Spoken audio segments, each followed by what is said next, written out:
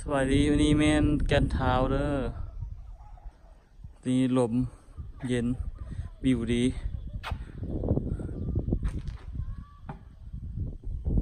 ให้มาแกนเท้าบ่เคยมาก็ลองมาเบิ่งเนาะตอนนี้คือว่ามีพระอยู่2 องค์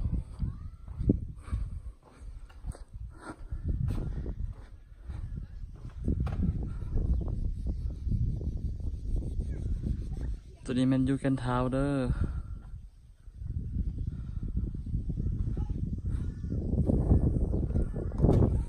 นี่จะเป็นน้องๆนักเรียนม .4 เนาะ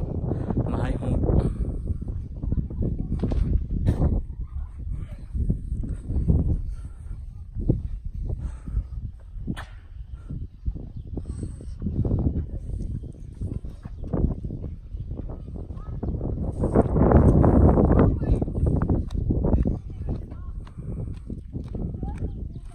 เมื่อยบ่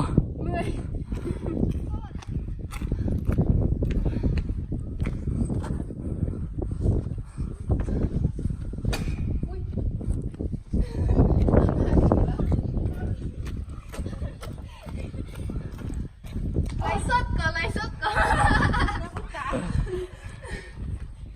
อีกคนนึงดิ ขึ้นมาเลย เข้ามาเห็นเลยเข้ามาแล้วอีกคนนึงก็ขึ้นมาแล้ว5 คน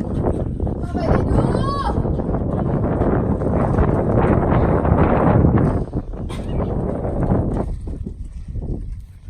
ทักทายกล้องนะทักทายกล้องนะ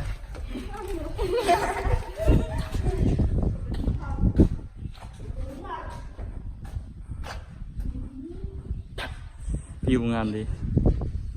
ส่วนนี้มันจะมีหมอกเลยมันจะพอเห็นวิวปานใด